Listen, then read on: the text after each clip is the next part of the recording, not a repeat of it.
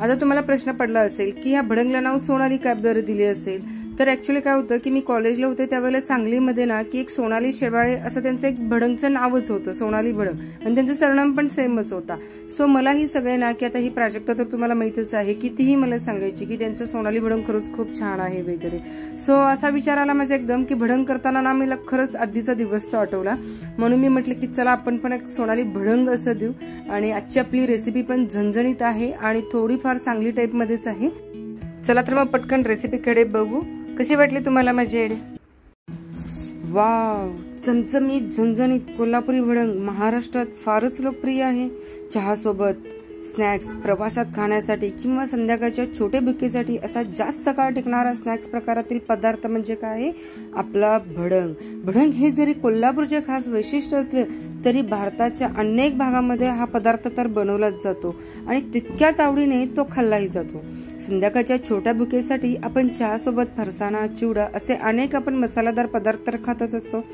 गरमागरम चहा सोबत संध्याकाळच्या भुकेसाठी काहीतरी मसालेदार झणझणीत खावंसं वाटलं ना तर भडंग हा एक उत्तम पर्याय आहे. सध्या बाजारात ना भडंगचे अनेक फ्लेवर्स उपलब्ध आहेतच. चटपटीत चणा डाळीपासून ते लेमन भडंग पर्यंत असे विविध चवीचे भडंग ना आपण नक्कीच खाल्ले असेल. चला तर मग आपल्याला अजिबात वेळ वाया घालवायचं नाही आणि झटपट होणारी ना ही रेसिपी आपण नक्कीच बघू. आणि हे झणझणीत होणारच आहे. फक्त थोडंसं आपल्या घरात शीर्ष आहे त्यामुळे थोडंसं तिखट प्रमाण कमी होईल, पण थोडंसं तुम्ही तिखट घातला ना तर एकदम मस्त होते. आणि सिक्रेट इन्ग्रेडियंट्स काय आहे हेही मी तुम्हाला सांगेन, त्याच्यामुळे खरंच खूप छान चव येते. चला तर मी तर काय घेतलेलं आहे, त्याला चिरमुरे म्हणता, कुरमुरे म्हणता, मुरमुरे म्हणता, जे काही म्हणायचंय ते तुम्ही म्हणा, पण भडंग आज करायचंच आहे. चला तर मी हे काय केलं की थोडंसं चाळून घेतले, कारण जे काही आपले डस्ट असतात ना तर ते खाली पडून जातात. आणि हे थोडंसं ना की गरम करून घ्यायचं आहे. कारण का करून घ्यायचं की त्यामध्ये मॉइश्चराइज राहता कामा नाहीये, कारण आपल्याला भडंग लगेच मऊ पडेल. त्यामुळे ना थोडंसं ना की एक हार्डली 3 ते 4 मिनिटे ना की तुम्ही असं परतून घ्या.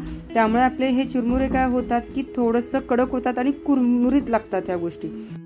जे काही मोठं भांडं असेल ना तुमच्याकडे तर त्यामध्ये काढून घेतला तरी चालेल. मी तर परातीमध्येच काढून घेतलेला आहे. आणि नंतर ना आपल्याला जो सेकंड स्लॉट आहे तेही आपल्याला गरम करून घ्यायचं आहे, कारण 2 भागामध्ये इथे मी गरम केले, कारण एकाच आपल्या कढईमध्ये ना की ते गरम होत पण नाहीये आणि खूप मोठं हलवता येणार नाहीये, म्हणून मी 2 स्लॉटमध्ये ना की हे थोडंसं गरम करून घेतले. तुम्हीही नक्की गरम करून घ्या, कारण त्याची चव ही खरंच खूप छान लागते आणि छान कुरकुरीत होऊन जातो.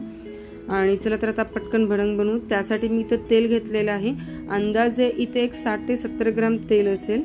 आणि तुम्हीही बघा तुम्ही भडंग किती घेल त्याच्यावर असेल. मी इथं अर्धा किलोपेक्षा थोडंसं कमीच घेतलेलं आहे, जास्त घेतलेलं नाहीये. आणि नंतर ना इथे शेंगदाणे तळून घ्या. शेंगदाणे जेव्हा तळले जातात ना तर त्याचा कलर चेंज होतं, त्यामुळे तुम्हाला समजून जाईल. सोबतच मी इथं लसूणचे काप घातलेले आहेत. तुम्हाला जर लसूण जास्त क्रंचीनेस पण हवा असेल ना तर खरंच खूप लसूण छान आहे. आणि मी इथं खूप कमी साहित्यामध्ये हा भडंग बनवलेला आहे. ह्यामध्ये तुम्ही इथं काजूही घालू शकता किंवा जिरं वगैरेही घातलं तरी चालेल, धणेपूड वगैरे. तर हे इथं मी डाळवं घातलेलं आहे. हे ऑप्शनल आहे, पण हे ना चिवड्यामध्ये खरंच खूप छान लागतं भडंगमध्ये. त्यामुळे तुम्ही हे डाळवं ही ऑप्शनला ठेवू नका.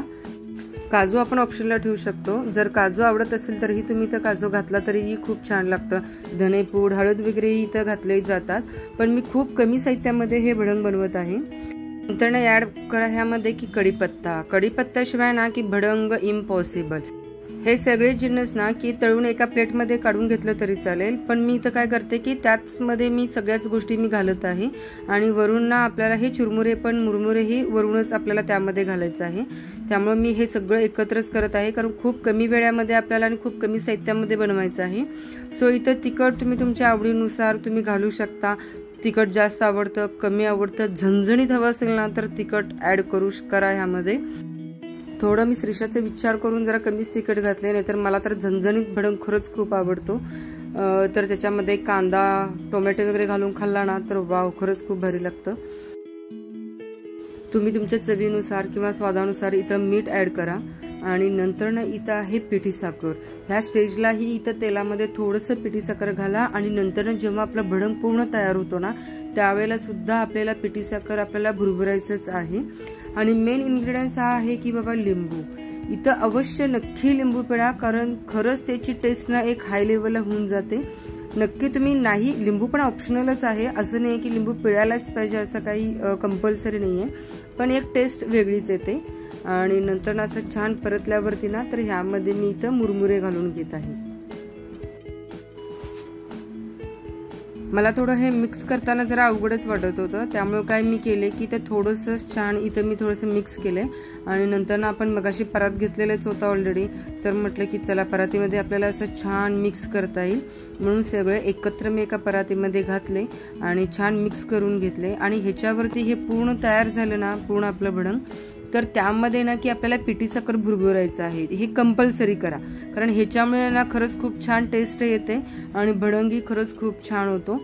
आणि नंतर तुम्हाला जर हवं असेल तर तुम्ही इथं चाट मसालाही टाकू शकता, जिरे पावडर, धने पावडरही तुम्ही इथे टाकू शकता, हे टोटली ऑप्शनल आहे. त्यामुळे मी चाट मसाला मी तुम्हाला सजेस्ट करणार नाही की, कारण भडंग हा असा पदार्थ आहे ना तो भडंग सारखाच लागू दे, म्हणजे चाटच्या प्रकारामध्ये जायला नको असं वाटतं.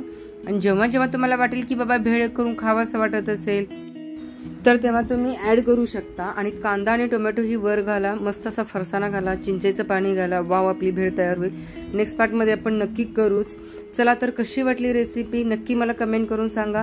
आवडल्यास लाईक करा, शेअर करा, सबस्क्राईब करायला विसरू नका. आपली शाळेतनी मुलं आल्यावरती ना तर त्यांना मस्त असा खायला द्या.